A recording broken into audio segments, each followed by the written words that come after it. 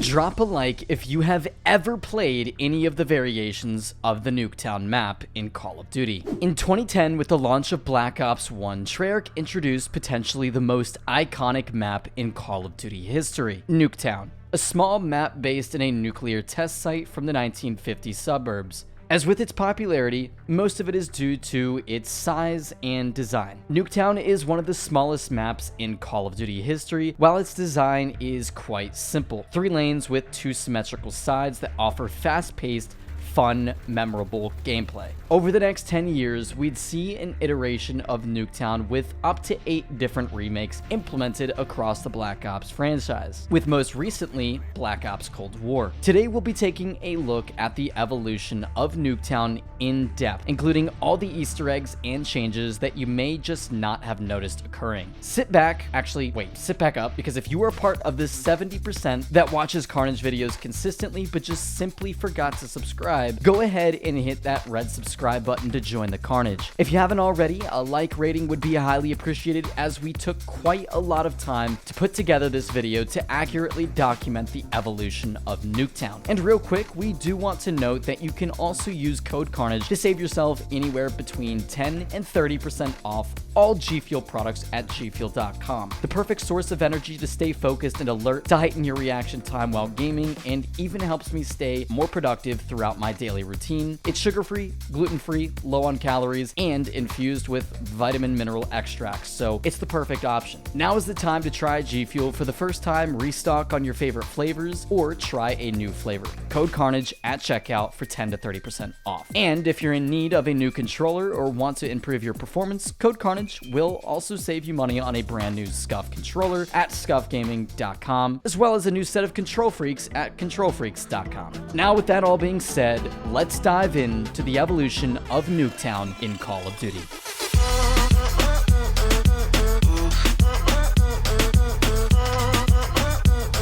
So first off, we'd like to give some backstory on how this idea exactly came to light.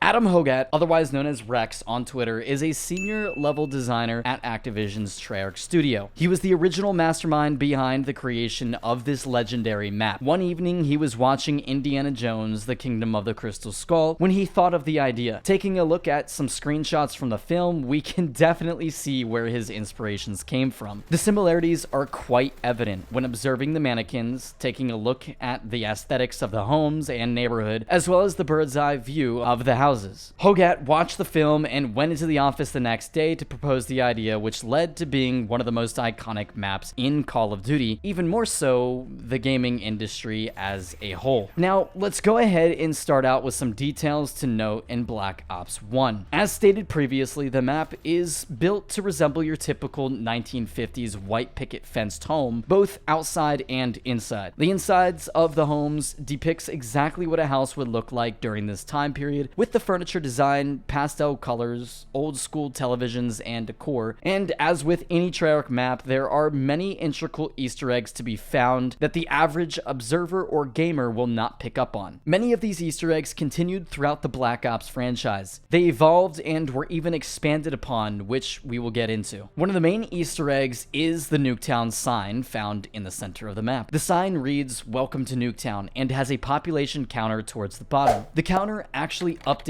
in real time with the amount of players that are currently in the match. The sign evolves in its aesthetic appearance throughout the franchise, though the Easter egg has always been implemented within the map. Another Easter egg is the clock found outside of the map. If you look closely at the clock tower, you'll notice the clock hands are moving. This countdown is relevant to the atomic explosion that will occur at the end of each Nuketown match, obliterating the entire map. Now let's go ahead and take a look at the exterior of the houses on Nuketown. Looking closely at the 2 mailboxes in front of the 2 homes, you'll notice some iconic names from the Black Ops storyline. First, we have Mason, and secondly, we have Woods. We could only assume they were neighbors. Now, moving on to the more prominent and interactive Easter eggs. Let's start out with these guys. These mannequins aren't as innocent as they seem. In fact, later on, they become quite violent. But we'll get to that. Anyhow, these mannequins are in fact a part of a much larger Easter egg. In Black Ops 1, if you are to shoot every mannequin's head off within 30 seconds of the start of the game, you will activate the Easter egg that plays "Symphony for the Devil" by the Rolling Stones,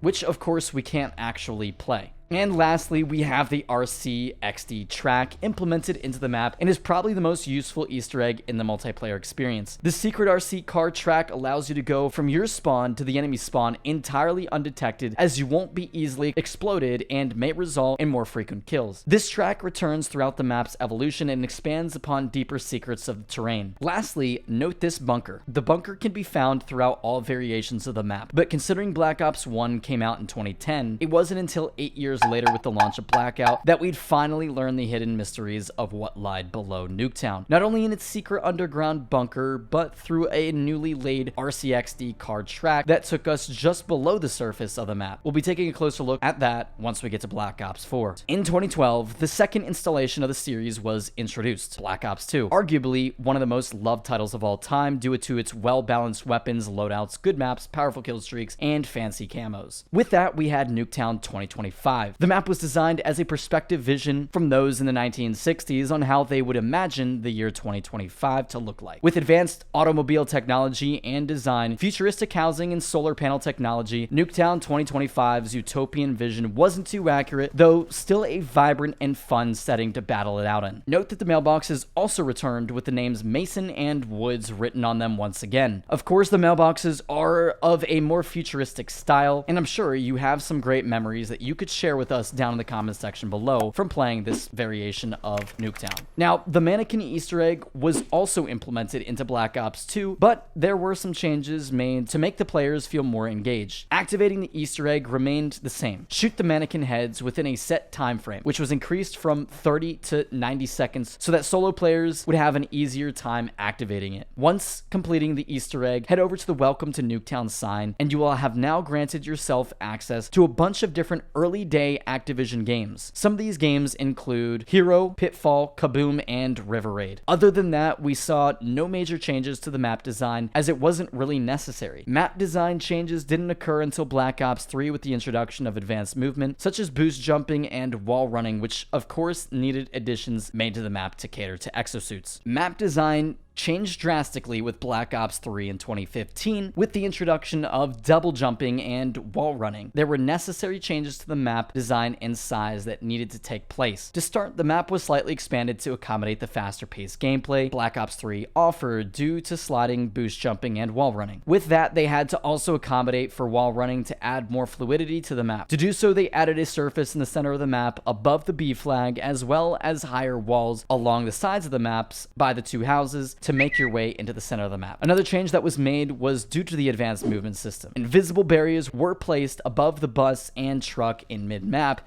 to balance out positioning. Otherwise, it would have been incredibly overpowered and unorthodox. Of course, many of the expected things returned to the map. The Welcome to Nuke sign is still there, but it changed to a newer, more futuristic version. The traditional RCXD track was removed. Some additional changes were also made to the decor on the shelves within the houses that many wouldn't notice. They are small reflections of previous titles. Here's a display of some OG mannequin action figures, as well as the original BO1 Nuketown sign. I honestly really wish they would sell small Nuketown mannequin action figures and like little plastic Nuketown signs that I could put in my gaming setup. I think that would be super sick. They should definitely consider that. But the mailbox Easter egg returned, though this time did change a bit, as the names are no longer Mason and Woods and have been changed to Corvus and Hendrix. Apparently new residents decided to move in, which is only appropriate for the title. Though of course the classic Nuketown sign returned, there are some additional Easter eggs to be found, that being a list of all of the different Nuketown map names. Nuketown, Nuketown with a 3, and Nuketown 2025. And finally, like every Nuketown map, the continuation of the mannequin Easter egg returns in Black Ops 3. However, this by far the coolest and most interactive Easter egg of them all. In Black Ops 3, there are ironically 3 different variations, though they are all fairly similar, just with small minor twists. The first one you can do is to shoot off all the heads on the mannequins, and they act like zombies that will attack. Another variation variation happens when you shoot the arms of the mannequins off. They still act like zombies that attack you, however, they only move if you don't look at them. With the last version, you have to both shoot their arms and heads, and for this last mannequin, you have to shoot both the head and arms quickly, otherwise it will register as either Easter egg 1 or 2. The difference with this third variation is that it spawns a lot more mannequins, basically a mannequin army. Keep in mind, to complete any of these Easter eggs, you have only 2 minutes. Now, the hype for Black Ops 4 Nuketown started prior to the game's launch with a collaborative campaign with Supra, a shoe and apparel company. If you bought any of their product, it would be supplied with coordinates, and with a little research, you'd find they led to Chernobyl, which is where the Black Ops 4 Nuketown map is located. With the map's location now being within Ukraine, the architecture of the buildings and surroundings were changed to match as such. Taking place in a cold, snowy terrain on a cloudy, dark day, it is definitely a sharp contrast to the previous 3 variations of the map being sunny, bright, and vibrant. Now for the mailboxes, they are a bit more hidden and less obvious this time around, as they are hanging from the buildings, yet the colors have changed and they now read Petrenko and Reznov, relevant to this storyline. The RC car tracks also made a return to the game, and you can actually see the nuke that goes off at the end of the game docked in its station underground in the tunnel you go through, which is a lot different than previous versions being outside the map. With the mannequin Easter egg in Black Ops 4, it has got to be one of the coolest that they have ever introduced in comparison to BO3. Once you shoot all the heads off the mannequins, the middle of the map opens up and the rocket launches into the sky. It then creates a portal which drops zombie mannequins onto the map. Definitely an appropriate Easter egg for the series and a fun little zombies introduction into multiplayer. Now moving on to Blackout.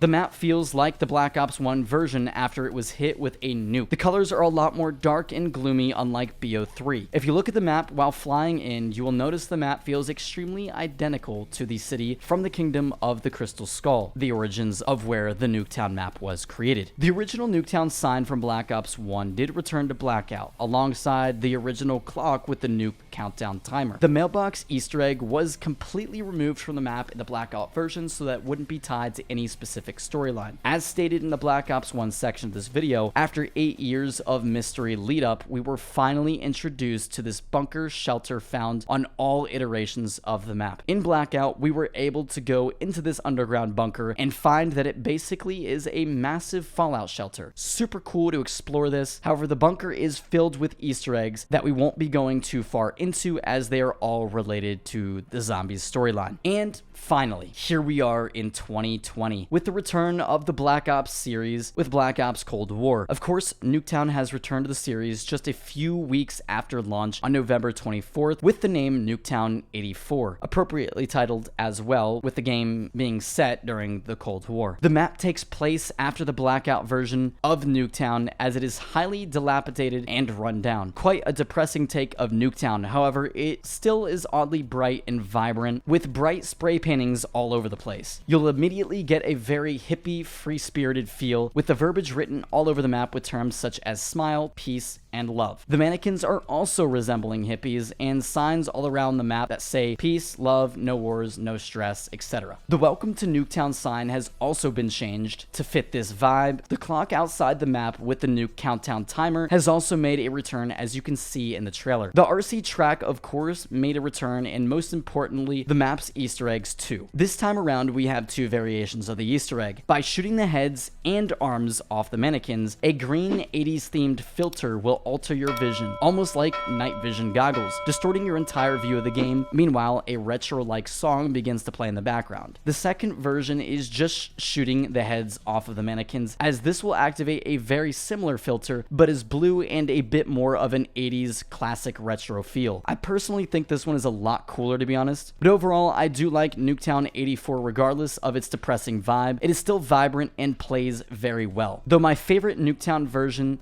will have to go to Black Ops 3, as the map was just so happy, vibrant, bright, and overall appealing to look at. Though the classic Nuketown map will still always hold a place in my heart. But with that, we wrap up the evolution of the Nuketown map across 10 years of change. A map that took no more than 2 days to make has lasted a decade. With 8 versions, so many memories have been made by the tens of millions that have played the map. It truly has become an iconic staple in all of gaming. Thanks Thanks, Treyarch, but more importantly, thank you, Adam Hoget. You did good. Hope you enjoyed. Don't forget to subscribe if you enjoyed any of this video, and a like rating would be greatly appreciated if this brought back any memories. Hope you have a fantastic day, and we'll see you all in the next one.